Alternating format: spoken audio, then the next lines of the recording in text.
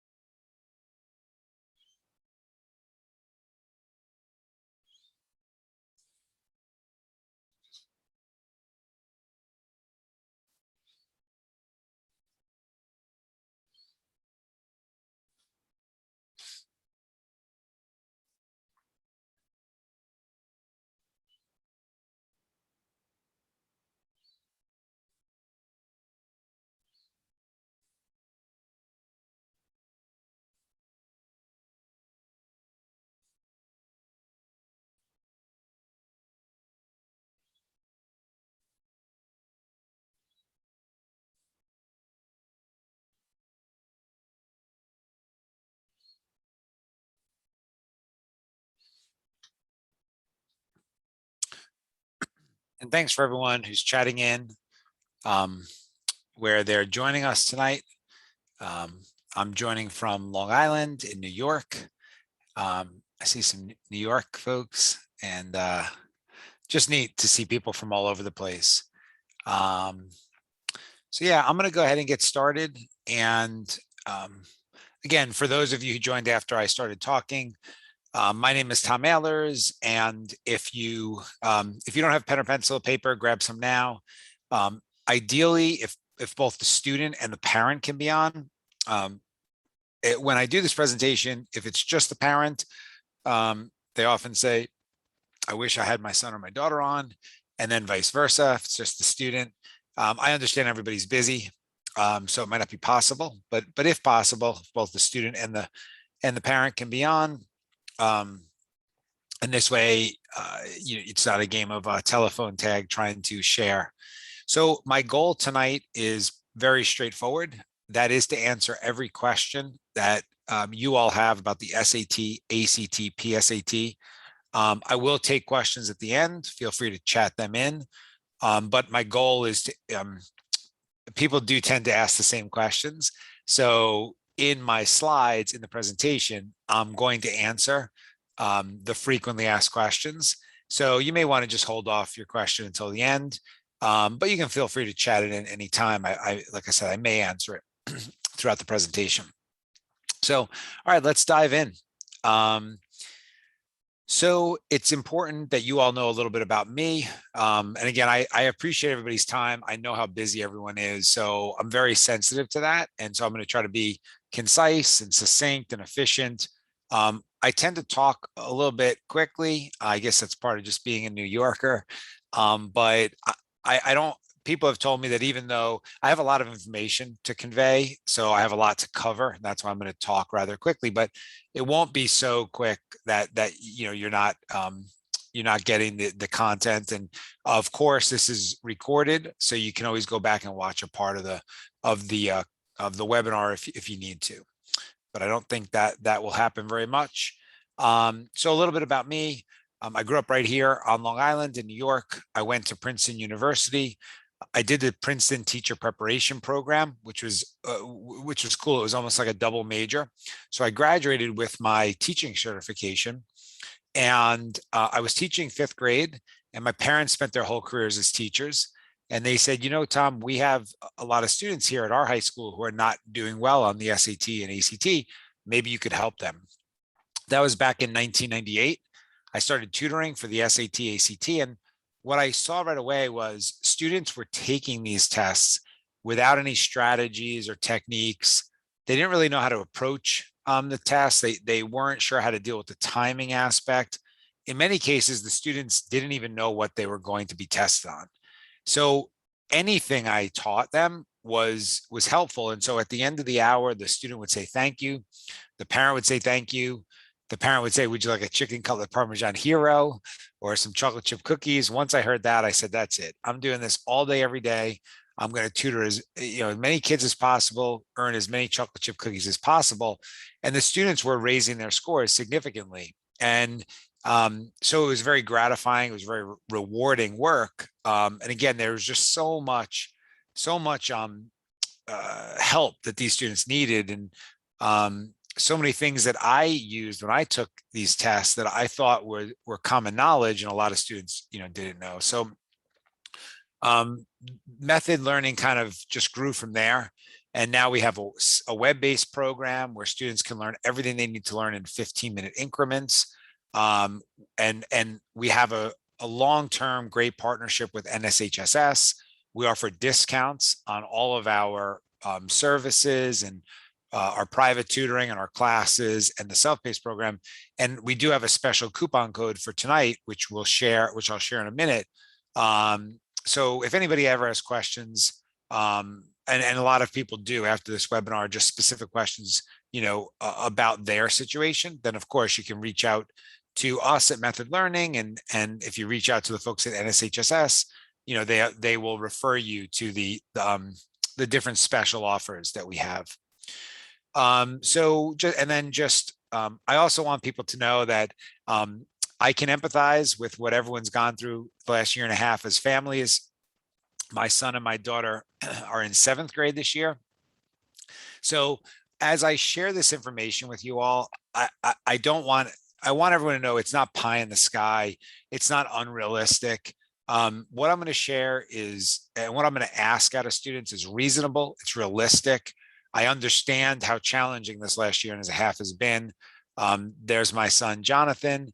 That was right before COVID.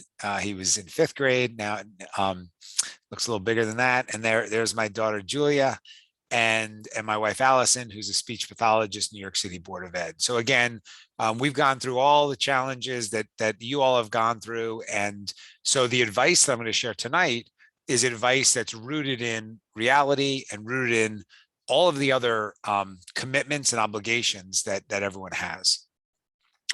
Last thing about me real quick, a lot of us at Method, we take the SAT and ACT whenever it's given.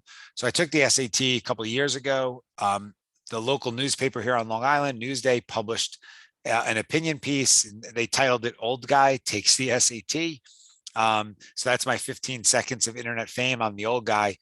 And people say to me, well, what did you learn from that experience? And it was a reminder to me of how stressful the experience of taking the SAT or ACT is, how much anxiety it creates. And so people say, well, Tom, based on experience, how can we help students reduce their level of anxiety and not have the stress of the test affect their scores? And the answer is a little bit of practice and repetition. And I say that I don't mean that students have to put in 100 hours of SAT or ACT prep. Just putting in 5 hours or 10 hours, you start to realize this is a very repetitive test, and you start to become very comfortable because you know what you're going to be tested on. So even though the experience was stressful for me, it was a lot less stressful because I knew exactly what they were going to test me on. And that's my goal for all of you. My goal is by the time you take the SAT or ACT, you know exactly what you're going to be tested on. You have an understanding of some of the rules and strategies and the types of tricks they're going to throw at you. And we're going to cover a lot of that stuff here in the next few minutes. So that's a little bit about me. And so I love to start off with this slide. If you only remember one thing from this presentation, I want it to be this. These are highly predictable tests. These are not IQ tests. These tests are predictable, so they warrant preparation. When students prepare for these exams, it makes a massive difference in their score. So I don't want anybody to think somebody's just a bad test taker or a good test taker, or the SAT or ACT is an IQ test, because it's not. I often make the comment that the SAT is a test of how many SAT questions you've practiced. If you practice 50 SAT questions, you will do significantly better. If you practice 100 questions, you will do even better. And the more of these you do, the more you start to see the patterns, and the more it becomes second nature how to answer a lot of these questions. And you get more efficient at eliminating answer choices, because you almost develop like a second sense, almost like a subconscious sense of which are the trick answers. So these are very predictable tests, and that we're going to use that to our advantage. I want to make sure the goal of this webinar is very crystal clear. I want you all to use higher SAT and ACT scores to get accepted to more places. I want you to have more options, right? It's always nice. Nobody wants to apply to 8 schools and only get accepted to 2. The more choices you have, the more options you have, the better.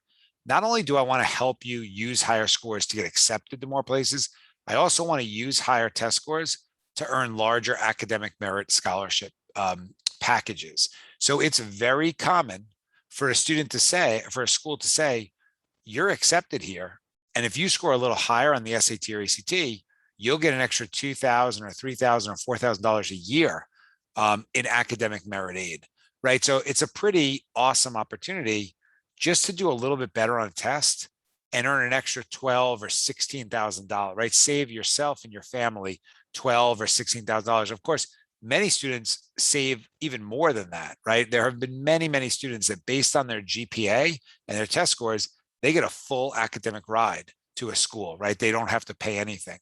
But even if it's not a full ride, getting a little bit of a larger package, like I said, $2,000 or $3,000, $4,000 a year, still a tremendous amount of money.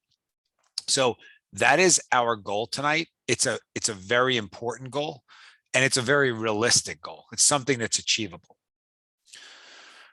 So here's another fact, and sometimes I joke that if you only remember 2 things about the presentation tonight, let's make this the second thing. If a student just gets 1 more question correct on the SAT, how many points does his or her score often go up? And the answer is 10 points.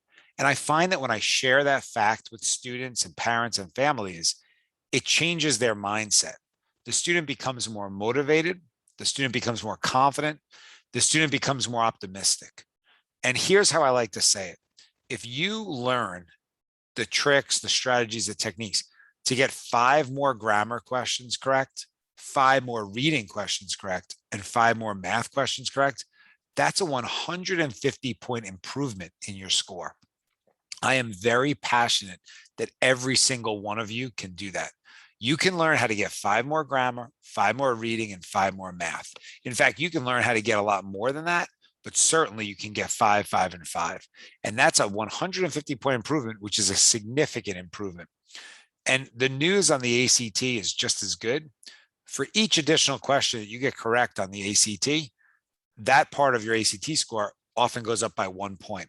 So if you get 3 more ACT English, 3 more math, 3 more reading, and 3 more science, you're looking at a 3-point increase on your ACT score.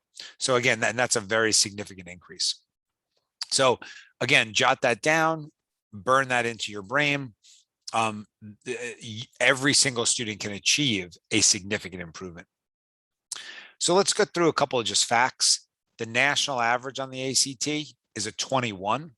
The maximum score is a 36. So the national average is a 21, and that often surprises students and parents who thought the national average was higher than that. So I have a lot of students who say, oh, I need to get over a 30. And that's a great goal to have. But if you score a 27 or a 28, that's an excellent score. That's way above average, right? So, and when you see the sentence there, what's a good score? Of course, good is a relative term. You should Google a couple of the colleges you're interested in and just Google average SAT, ACT scores at blank. And of course, you're trying to shoot for a score equal to that or above. But again, if you score a 25 or a 26, that's way above the national average. On the SAT, the national average is a 1070. The maximum score is a 1600. And again, students say, students are so focused on scoring over a 1400, which again, I think that's a great goal. And for a lot of students, that's an achievable goal. But if you score a 1200 or a 1250, that's way above average. And that's a great score. It will get you into a lot of colleges, and it will get you academic merit aid at many of those colleges. Okay, so this is the kind of one of the big questions that people have for me is, hey, Tom, sort of bottom line, what's the timeline here? So I have, what would I do if I had an 11th grader or if I was an 11th grader? And for any of you on who are seniors, my game plan would be pretty straightforward. That would be to take the SAT or ACT as soon as possible. And we have many options to help you prepare and score higher. And maybe towards the end, if we have a bunch of seniors on, I can share a little bit more, but I would take the SAT and I would take the ACT as soon as I could. There's an SAT coming up this Saturday. Maybe some of you are taking. Then there's an SAT the first Saturday in December. Certainly there's a lot of time to get prepared for that test. You do have to register pretty soon. And then there's an ACT the second Saturday in December. And so those are tests that any senior could take, even some juniors might think about. And then there's an SAT in March, there's an ACT in February. So, and I'll go through all that. There are plenty of opportunities to take these exams. But let's go through the timeline for 11th graders, because what I'm about to share applies to any student or parent of an 11th grader, but also for families with 10th graders, 9th graders, 9th and 10th graders on. This is the advice that I'll share for your junior year. So this slide is extremely important. I would take a screenshot if I were you of this slide. The SAT and the ACT offer services where you pay an extra $20 and they show you your full results. They show you the questions you had correct, incorrect, your wrong answers, right answers. So you can see all the questions and all the answers. You can actually learn from your mistakes. The shame is they don't offer it on every exam. So these are the exams that they offer this service. So these are the exams that my son and my daughter will be taking, because I think it's such a shame to take the SAT or ACT and to not see what you're doing wrong. In fact, the way I say it is, imagine taking a 4-hour exam, getting a score that you're not completely satisfied with. No one tells you what you did wrong. And then someone says, take that exam again. That's absurd. Why would I take an exam again when I don't know what I did wrong the first time, right? So the good news is there's a better way. The better way is when you're signing up for the SAT or ACT, which signing up for these exams is simple. You just Google, I want to register for the SAT or whatever, ACT. And when you're registering, you look for an optional box that says, in the case of the SAT, I want the question and answer service, or in the ACT, the TIR, test information release service. You check the box, you pay an additional, it's like $20, and then you will get your full results sent back to you. It's tragic to me that in doing this now for 23 years and talking to families all over the country, often, or in most cases, family wasn't really aware of this. So they just didn't even know that this service existed. So now, again, these are the dates I would focus on. So here's a really intelligent timeline for junior year. Now, first of all, every junior should take the PSAT in October. And some people say, well, hold on, I took the PSAT as a 10th grader. That's fine to take the PSAT as a 10th grader, but it's absolutely essential to take the PSAT as an 11th grader, as a junior. The PSAT was designed for the fall of junior year, and it's the most accurate stepping stone to score higher on the SAT, because it's the most recent example of what the makers of the SAT are thinking. So it's that test, when you take the PSAT in the fall of your junior year, becomes the best way to look at the ones you got wrong and figure out, learn the strategies and the underlying concepts, and get those types of questions right when you take the real exam. So anyway, for timeline for junior year, October PSAT, December ACT, and then March SAT. Now, what I'm going to tell my son and my daughter is, you're not taking the December ACT because it's ultimately going to be your best score. You're taking the December ACT so we can get those results back. We can see the types of questions you're getting wrong, And we can use those to improve the next time. Not only improve on your second, if you have to take the ACT a second time, but going through your missed questions from the December ACT will also help you on the SAT, because there is so much overlap between these two exams. These two exams are basically 80% the same. And what I mean by that is the SAT and ACT test students on the same grammar rules, essentially the same math concepts. Reading comprehension is reading comprehension. So you're using a lot of the same reading comprehension strategies. So this is good news, because when you're studying for one, you're really preparing for both, right? So, I don't, sometimes I think people make a mountain out of a molehill and they make a big deal about SAT versus ACT. The reality is, again, any preparation you do for one test is going to help you on both. So, yeah, and by saying that to students, like, hey, you're taking the December ACT, not because it's going to be your best score, but so we can see what you're doing wrong, we're taking all the pressure off the student. And of course, when a student goes into a test feeling like they have nothing to lose, they often score even higher because they don't have the weight of the world on their shoulders. Now, when I recommend the March SAT, a lot of families say, well, that sounds a little late to me. But I want everyone to consider that. So we could have a student prepared for the December SAT, but you're not going to get to see the questions you got wrong. So that to me is a shame. That's number one. Number two is, no matter how well you score in December, you're likely to score higher on the SAT in the spring, because you have the benefit of those additional months of school. You learn a lot throughout junior year that will help you score higher on the SAT and the ACT. So you're always improving your vocabulary, of course. You're improving your reading comprehension skills. You're reviewing grammar rules. And of course, you're learning higher level math concepts. And sometimes those toughest questions on the SAT and ACT, stuff that you're learning in math class in 11th grade, can help you solve some of those tougher questions more efficiently. So for all those reasons, a student's likely to score higher on the SAT in the spring. And that's why, nobody wants to take these tests, 5 times. So why take a test early when, if you take it a little later, you're likely to score even higher? So anyway, this is a very straightforward timeline for junior year.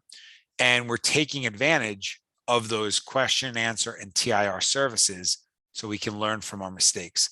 You notice I put second ACT or SAT, not both. I'm a proponent of taking each test officially once, because, and I'll give you another fact. About 70% of students end up scoring about the same on the SAT or an ACT. So for most students, it doesn't really matter which test they focus on. They're going to end up about the same. But for 30% of students, they end up scoring higher on one test over the other. And it's very hard to predict which test you're going to score higher on. Like, I've had students, I thought for sure they were going to score higher on the SAT. And for whatever reason, they scored higher on the ACT, and vice versa.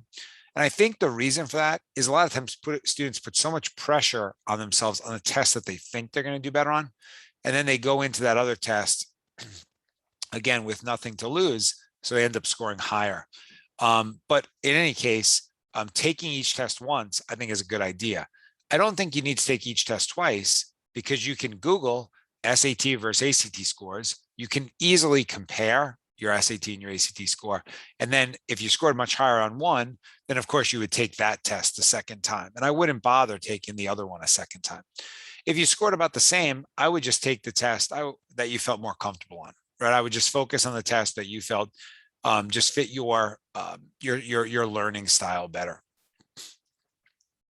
Okay, I do like to just share upcoming dates. What I like about this slide is it's a good reminder to everybody that you have many opportunities to take the ACT coming up.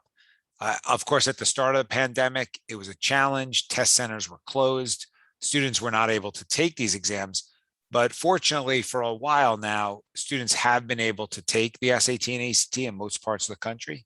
So there are many opportunities coming up. And you see I put in-school test, because in many places, schools are now giving an SAT or ACT during the school day just for students in their school. So that's another opportunity or option for students to take the exam. SAT, same thing, lots of opportunities. Again, there's an SAT this coming Saturday. but then you also have December and March, May, and June, and then possibly an in-school test. Of course, you can just reach out to your counseling department, counseling office to see if there's going to be a test given at the school. So I want to address this whole idea of test optional, right? So many colleges and universities have gone test optional at this moment. Most of them have said we're not sure how long that's going to continue. Some have said a year, 2 years, 3 years.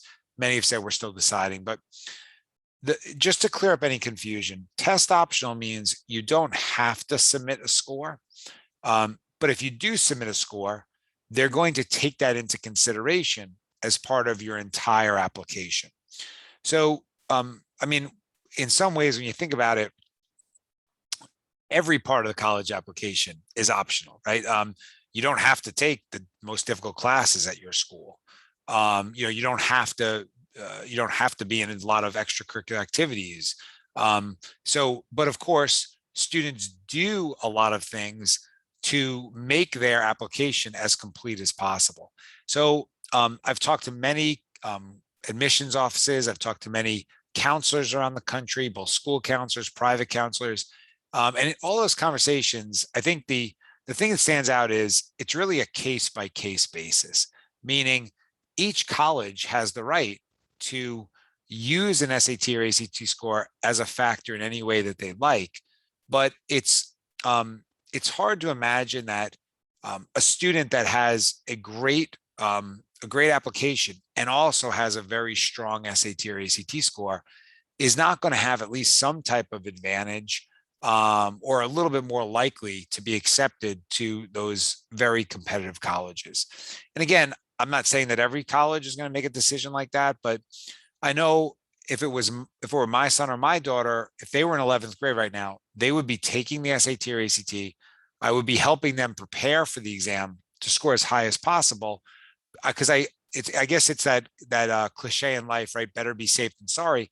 I would want to give them every opportunity, every advantage. And then the other thing, of course, is even at a school that said, hey, listen, so some schools have said we're test blind. Test blind means we won't even look at scores. So if you send them, we're not even going to look at it. Most schools are not test blind. Most schools are test optional. So you don't have to submit them. But if you do submit it, we'll take it into consideration.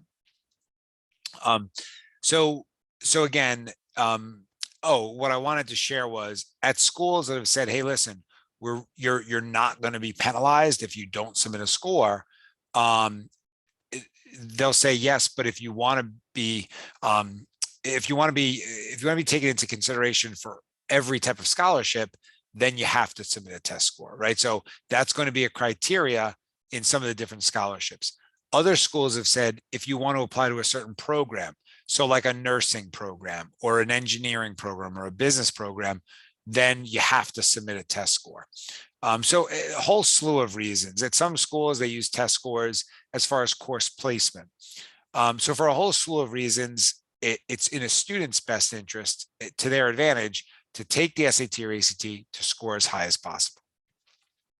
So, and I know we could spend, an hour on just this one slide because it has been very tricky to kind of navigate all of the competing advice. But I hope what I just shared clears up some of the uncertainty and gives people, some ways to think about how to approach this whole test optional notion. As far as what I would do if I had a 10th grader or if I was a 10th grader, so my advice is very straightforward. That is, put all of your energy into your academic courses. I don't think it's appropriate for 10th graders to start SAT or ACT prep. It's not necessary. We can have a student 100% prepared for the SAT or ACT. We don't need to start until the 10th grade year is over. So what I would say is put all of your effort and energy into into your academic courses. Once you finish your 10th grade year, of course, it makes sense for some students to do some test prep in the summer before junior year because they know junior year is going to be very busy, right? So that's a smart time to prepare. Get some of your test prep out of the way, again, before the busyness of the 11th grade year kicks in. So I'll go back to if if you're a 10th grader or 9th grader on this webinar, or parents of a 10th or 9th or 10th grader, then focus on these exams next year. And yeah, so that this is, I think, the key slide again that you might want to take a screenshot of. Maybe, and hopefully you already did. So again, here's a timeline for the 11th grade year, not the 10th grade year. Okay, so let's get through a couple. I know this is kind of a popular phrase today, like a lightning round. Get through a couple of questions. I'll try to go quickly here because they're all pretty straightforward. If you get a question wrong on the SAT or ACT, you lose how many points? The answer is 0. You lose a quarter of a point. If you got a question wrong on the SAT, that's no more. So now there's no reason to leave a question blank. There's no reason to omit a question. You should answer every question. If you don't answer every question, you're at a disadvantage. And people say, well, could that really make a big difference in my score? So again, I know a lot of you know this, but I feel like it's my job to say this on every webinar because I've had students who were told to answer every question. And then in the heat of the moment, they just forgot. They ran out of time. And the proctor said pencils down. Once the proctor says pencils down, you can't go back to a section, right? So, so make sure you answer every question. And here's a good illustration of this, or here's a good example. How many questions are on the 45-minute ACT English section? The answer is 75 questions. And when people hear that, it surprises them, right? How am I supposed to answer 75 questions in 45 minutes? If you do the math, that's only 35 seconds per question. Well, the answer is it's difficult to answer 75 questions in 45 minutes, but it's not impossible. The reason it's not impossible, they are literally testing you on the same 11 or 12 grammar rules over and over again. You can learn those rules, you can memorize those rules, and once you have them memorized, you can answer a lot of the questions very quickly. So, so number one, it's a good example of why preparing makes an enormous difference on your score. You can actually get through all the questions if you're prepared. And then the second thing I want to highlight about this slide is, let's say that you're working pretty quickly. And let's say in 44 minutes, you get through 65 questions, which you're working pretty fast. And at that moment, the proctor says 1 minute left. At that moment, you have to stop what you're doing and you have to bubble in an answer for those last 10, because there are only 4 answer choices on the ACT English. So if you just put down B, B, B, B, B 10 times, you're just probability wise, you're going to get 2.5 more questions correct. You might get lucky. You might get 3 more or 4 more correct just from randomly guessing. And that could be a 3 or 4 point difference on your ACT English score just from remembering to answer every question. So you can, and so you can see that just remember to answer every question makes a huge difference. And also preparing and knowing what you're going to be tested on makes a huge difference. So yeah, that leads into, I'm such an SAT, ACT nerd. I can't help myself. We're going to go through one of these, whatever you want to call it, concept, technique, strategy, trick. So I'm going to put a sentence up on the screen and I want everybody to try to figure out what the error is.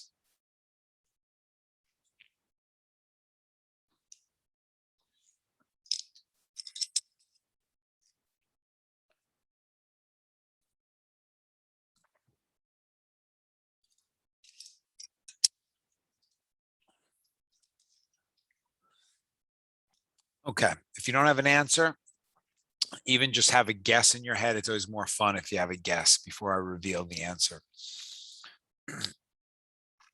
Okay, so the error in this sentence, the congressional panel issued their findings. No, it would be the congressional panel issued its findings, because panel is a singular subject, so it needs a singular pronoun, its. Now, people say, well, hold on a second. A panel is a group of people, so it should be there. And of course, a panel typically consists of a group of people, but it's not panels, right? It's just panel. It's one panel. It's a singular subject, so it needs its. If it was panels, it would be there. So this is called subject pronoun agreement. And this is on every single SAT, excuse me, in every single ACT. So knowing that this is going to be, you're going to be tested on this. And actually what gets crazy is there are usually 3 or 4 of these on every single exam. So just by knowing this one thing, you're getting 3 or 4 for the price of one.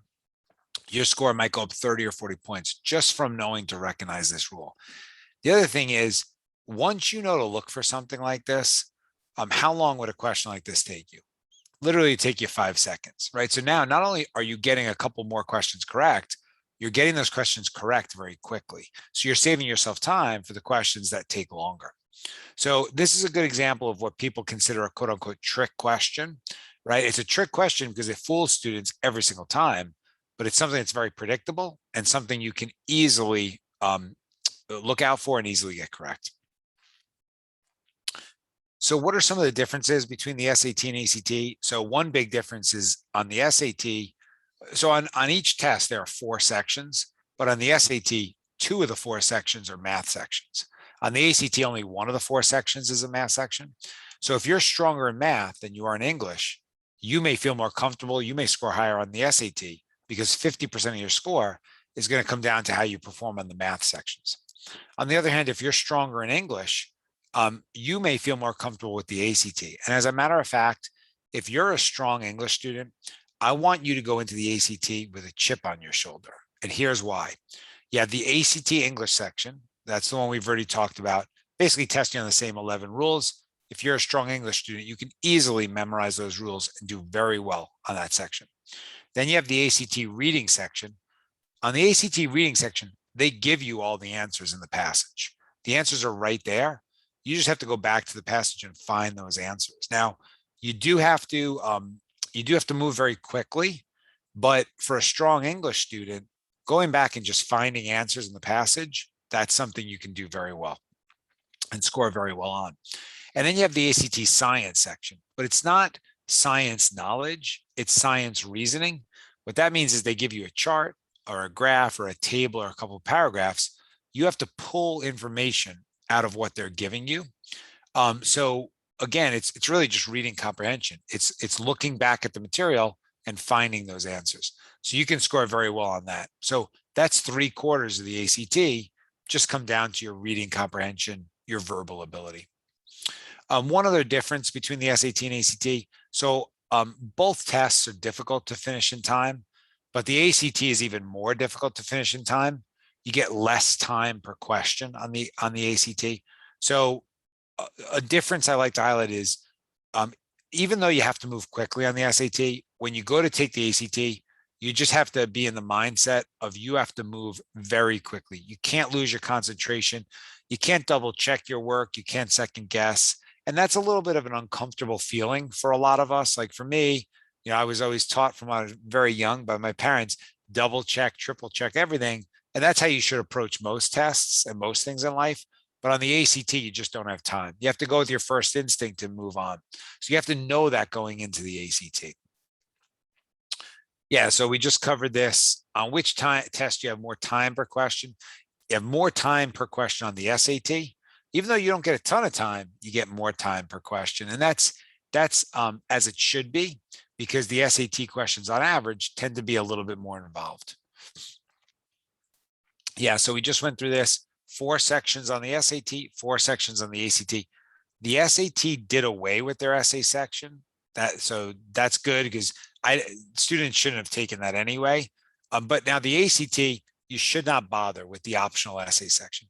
Colleges are not really looking at it. I wouldn't waste your time. So really, you're just looking at the 4 sections on each test. Okay, we covered this, true or false. The ACT science section, test students on science knowledge. No, that's false. It's really a reading comprehension. They're not going to say like, is a pronoun positive or negative or neutral? Yeah, so what's the ideal number of times to take these tests? So for me, the answer is between the SAT and ACT, a total of 3. I'd like to see a student take 1 SAT, 1 ACT, and then whichever test they scored higher on, take that 1 more time. And at that point, be done.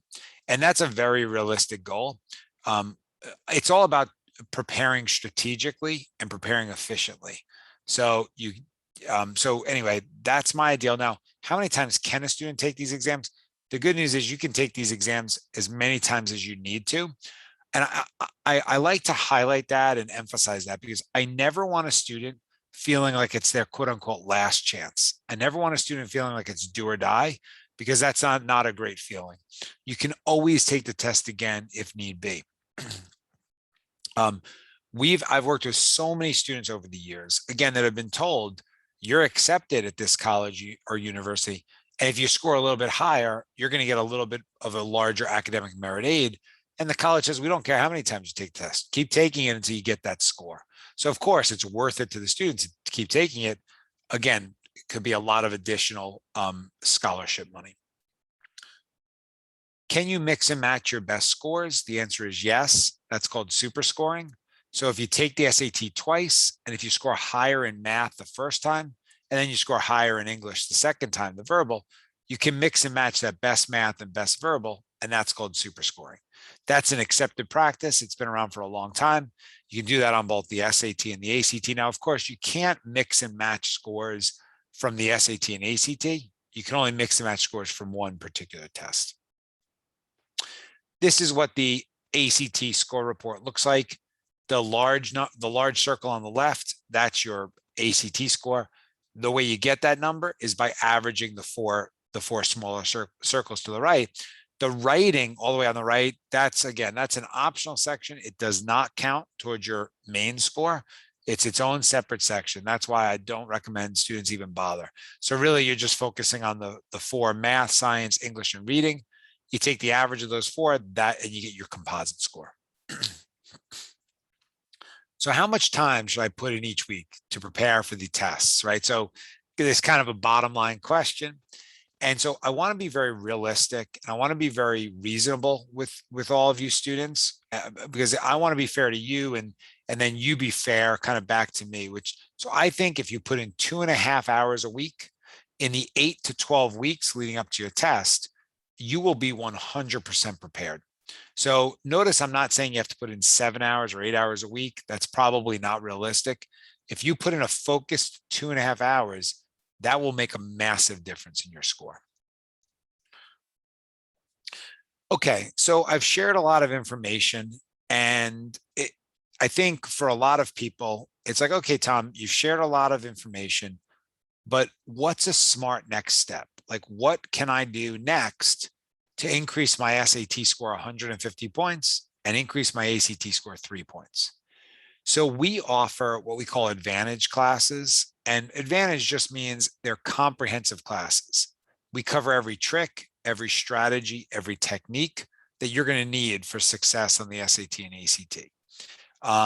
So we have a class, it's 12 hours of live instruction. The classes are interactive. So of course, it's a live instructor. Students can ask questions. They can chat back and forth with the instructor. We record all of the sessions so that if you have to miss a class, you're not out of luck. You can go back, you can watch the recording on demand. And even if you attend every class, of course, you're still going to get the recordings. A lot of students go back, they watch a part of the class just because they need to hear it one more time, right? Maybe it was a challenging math concept, they want to hear it again. So that's a nice feature of our advantage classes. And these classes also include access to our web-based platform. Now, our web-based platform, it's a self-paced tool that many families purchase, and it's a $250 program. When you take one of our advantage classes, you get that program included as part of the class. So for all of these reasons, these classes are a great value.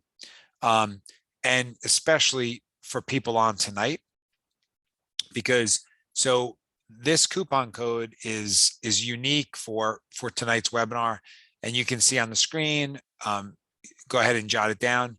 It's NOV3, obviously stands for today's date. If you put that coupon code in, you're going to save $100 off of a live class.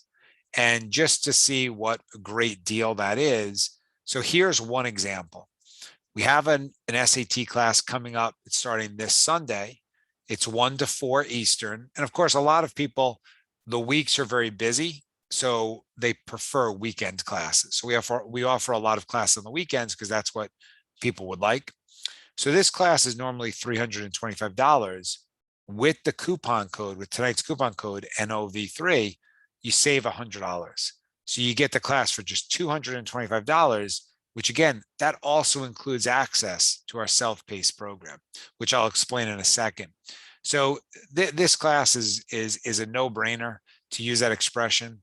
Now, of course, if this class is not a good fit as far as days, time, scheduling wise, we offer many other classes.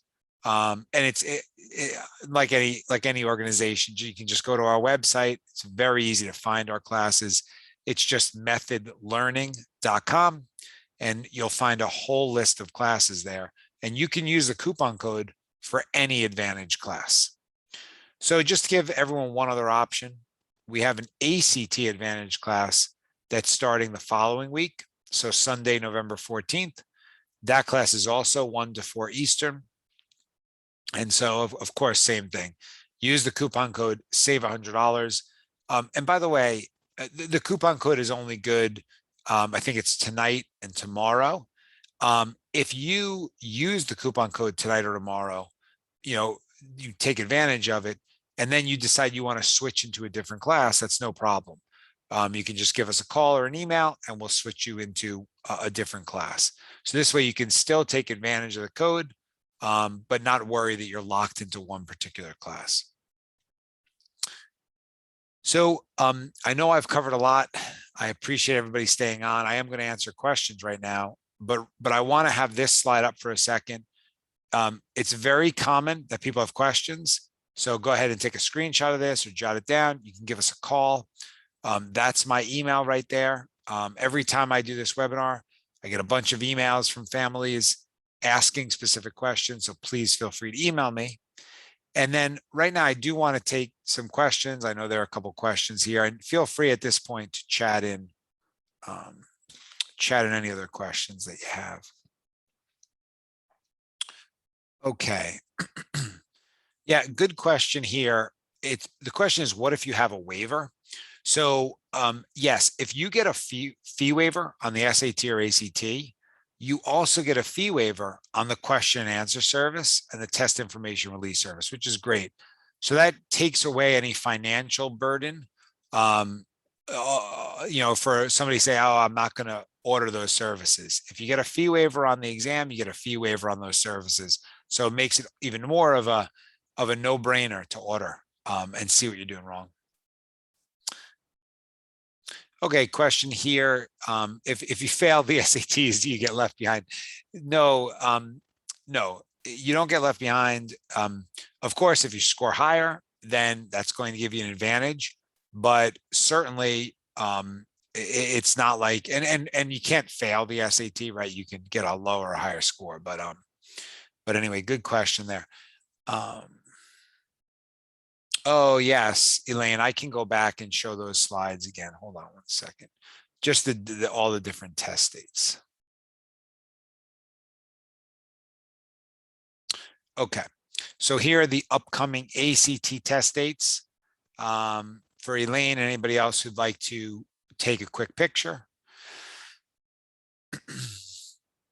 Also, the good news is you can find this info pretty easily just by Googling like upcoming ACT test dates. But I know it's so much nicer to just take a picture now. And then here are the upcoming SAT test dates. Thanks, Elaine, for that question. Okay.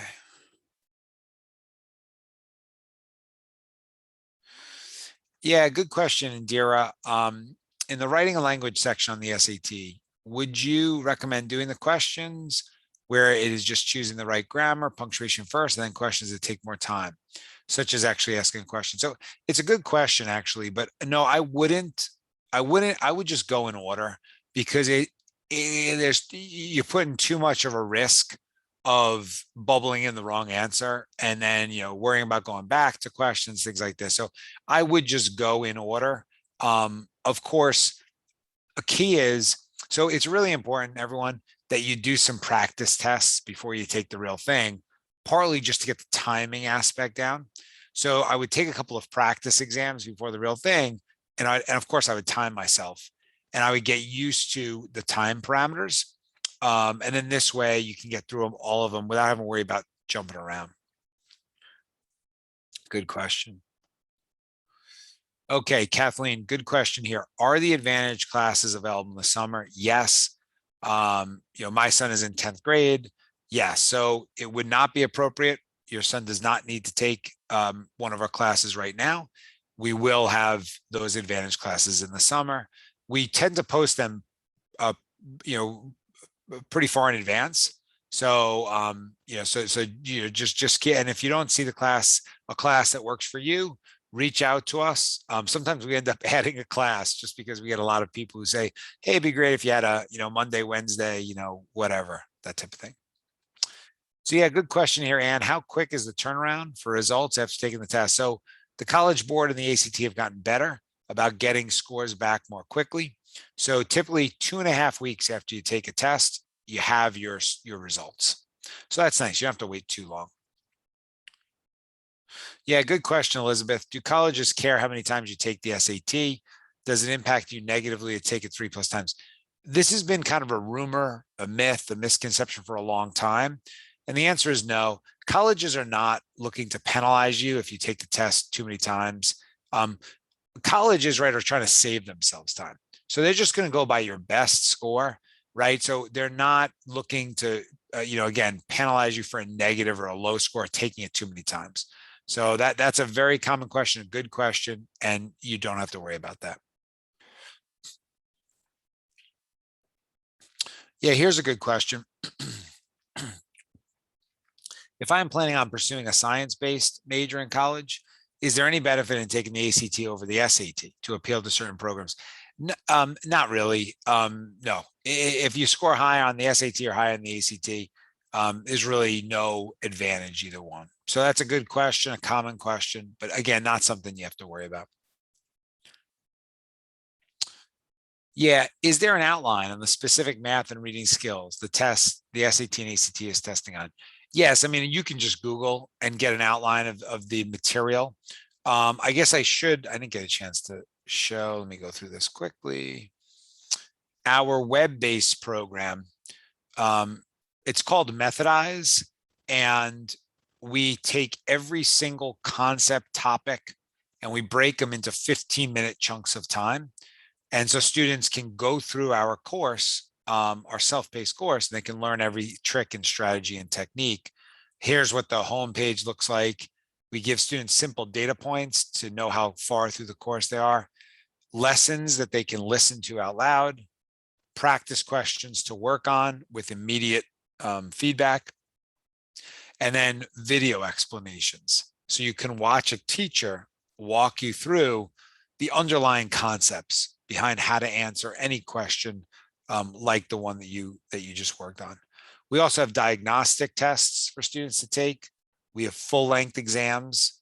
We have a vocabulary builder. So there's just a tremendous amount of material and content to score as high as possible. So that's our program, Methodize.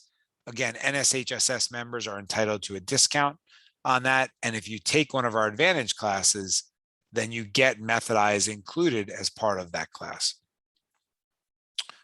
Okay.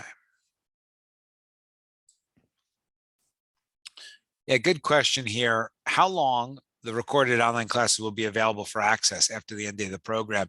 So a very common question. The answer is we leave access open for a long time. So you will have access to if you register for one of our advantage classes, you'll have access to the recordings through for as long as you need to, through your last SAT or ACT. Yes, good question here. Does having a 504 in school affect test times? So yes, if you have a 504, if you have an IEP, if you get any type of testing accommodation, you get those on the SAT or ACT as well. Now, my recommendation is to start that process early, because sometimes it is a process. You have to get special, you have to get a special accommodation from the College Board or from the ACT. Typically, students do get the accommodations that they deserve, that they get in school, but sometimes it takes a while. So I would reach out to your counseling office sooner rather than later to make sure you're going to get, whether it's time and a half or double time or whatever, whatever you typically get on tests in school. Yeah, good question here. Do you recommend certain practice testing books? Yes, there's only one book you ever have to buy for the SAT. It's the official SAT study guide. It's a large book with a blue cover. The publisher, of course, is the College Board. That's the only book you ever have to buy. If you just go on Amazon or Barnes and Noble, it'll come up right away. It's the most popular book. For the ACT, so for the SAT, it's the big blue book. For the ACT, it's the big red book. It says the Real ACT Study Guide, and that's the only book. So yeah, I know there's 100 other books you could get. You don't have to worry about those. Just get the big blue book for the SAT, big red book for the ACT.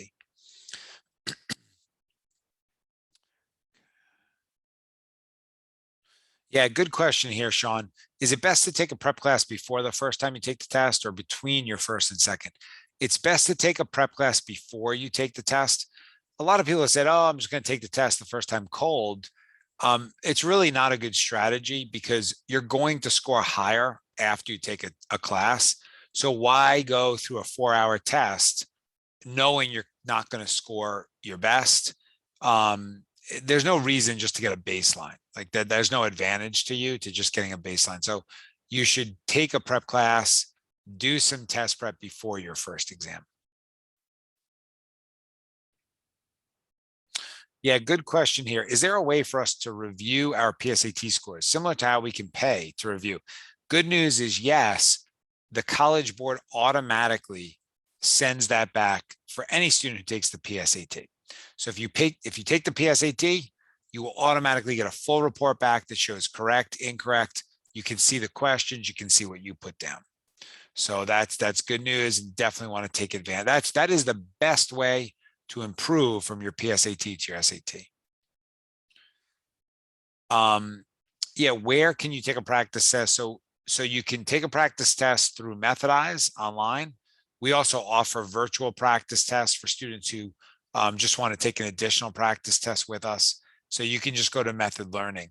Of course, there are places in many areas around the country and around other countries where you can take a practice exam locally, but obviously you have to look into your area. Yeah, good question here, Elaine. Do you have to use the coupon today? The coupon will be good through tomorrow night. So make sure, take advantage of that. It's obviously a significant savings. And then, yes, just to clarify, neither the ACT nor the SAT subtracts for wrong answers. There is literally nothing to lose. You don't lose anything with a wrong answer. So there's no reason to leave a question blank. Yeah, how long to get your PSAT results back? So when students take the PSAT in October, they generally get them back first week in December. Might come back a little earlier than that, but that's about when you'll get your PSAT results back. Yeah, so okay, there's another question there, that one. Good question here, Paige. Or actually, hold on. Elaine, do colleges see all your scores? It's a long answer, but the short version is colleges are just going to look at your best scores. They're not going to look and say, oh, this student took it 3 times and here's a low score. Remember, in this day and age, they're just putting all the applications into essentially a formula or an algorithm. And so it's not like somebody's, pouring through each application and looking at every test score. So that's not something that students don't need to worry about all their scores. They just need to focus on getting the best scores. And that's all the colleges are really going to focus on. Do all colleges accept both tests? Yes. So there used to be this myth or rumor that competitive colleges favored the SAT. Simply not true. Every college in the country accepts either one. Yeah, good question here, Maya. Would you only take the advantage courses when it is closer to your SAT or ACT exam date? So the answer is no. And the reason for that is when you take a class with us, we're teaching you test taking strategies and grammar rules and reading comprehension strategies that you're going to use in school this year. And the more you use those strategies and techniques and the more you apply them, the stronger you will get at those. So it's not like waiting to the last minute to take an advantage class is the best idea. The best idea is to take the class sooner rather than later, and then have some time between when the class ends and when you take the official exam to use and apply those strategies and practice them on questions.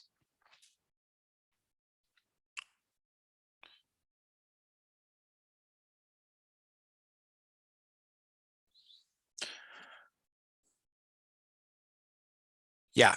So, okay, good question here. If you already took the PSAT this September as a junior, might have been October, but maybe it was September. Do you recommend taking the official SAT this spring? Absolutely, yes. Now, this person saying because our counselors recommended me to take it with the seniors. Yeah, so no, just to be very clear, for all juniors, I would take the March SAT this March of my junior year, and I would pay the $20 for that question and answer service. Yeah, so just to make sure I'm being clear there, no, I don't.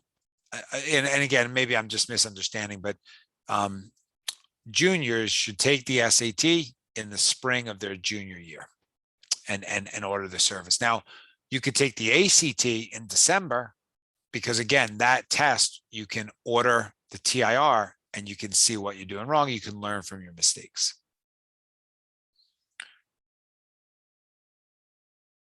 Yeah, good question here. Does the college know students are reporting super scores?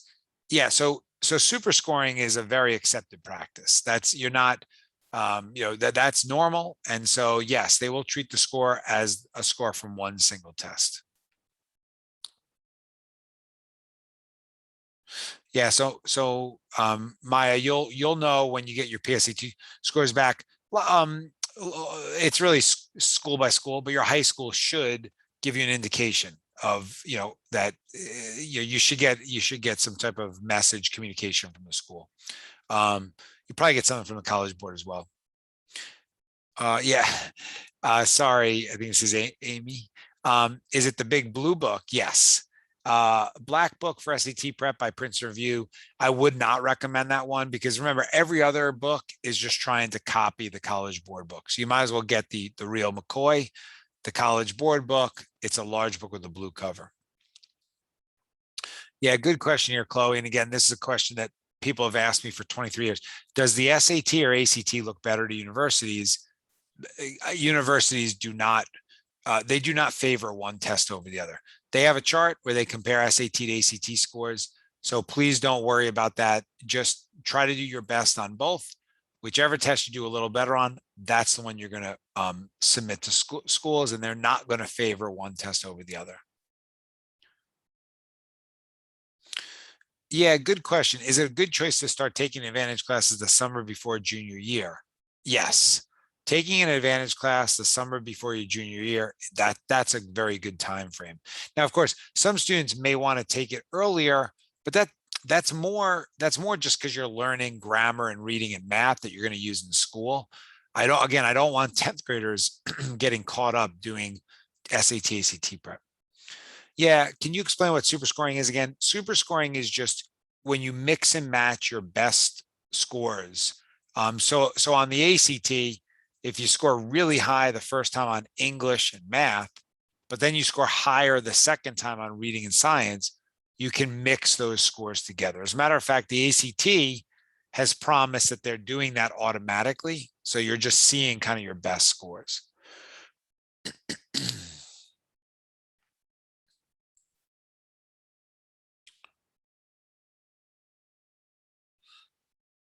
Yeah, good question. With the advantage classes, is it multiple classes that equal 12 hours? Yes. So typically it's 2-hour sessions, right? So in a 12-hour advantage class, it would be 6 2-hour sessions.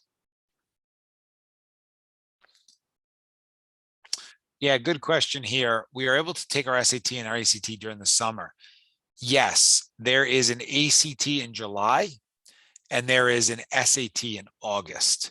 And then there's also an SAT and an ACT in June. And I know in many parts of the country, that's already started summer vacation. So yes, there are SATs and ACTs given during those summer months. I'm better with math than English. So should I still take the ACT in December, even if the test is majority English, or just wait to take the SAT? Yeah, that's a really good question. But I would probably take the December ACT because even though you're stronger in math and you're in English, I think you could score very well. And that's going to be a great opportunity to see the kinds of questions you're getting wrong. That will help you. I think ultimately you may score better on the March SAT, but I think it's a good experience to take the December ACT. Um, Okay, so tons of good questions. And the question here about going back to upcoming ACTs. So let me do that. Okay, and then also let me just see the chat here. Okay, and thank you, Grace, for moderating and for hosting us. Oh, I see. Some of these in the chat are just the same questions. Okay, well, so thank you, everybody. Thank you for sticking around so long, and thank you for all the questions. Yeah, good question here. How much does it cost to take both tests? So unfortunately, it is a bit pricey to take the SAT and ACT. That's one of the reasons why you don't want to take it many times. I forget what the exact price is at this point. It's around $50. There is an additional fee if you sign up late, so make sure you don't sign up late. But anyway, yeah, so thank you, everybody. I appreciate everyone's time. I hope everybody got something out of the webinar tonight, had some questions answered, picked up some information. And I guess let me just quickly go to this coupon code NOV3 to save $100. But yeah, have a great rest of your night. Good luck with the rest of the year. Thank you again, Grace and NSHSS. And yeah, take care.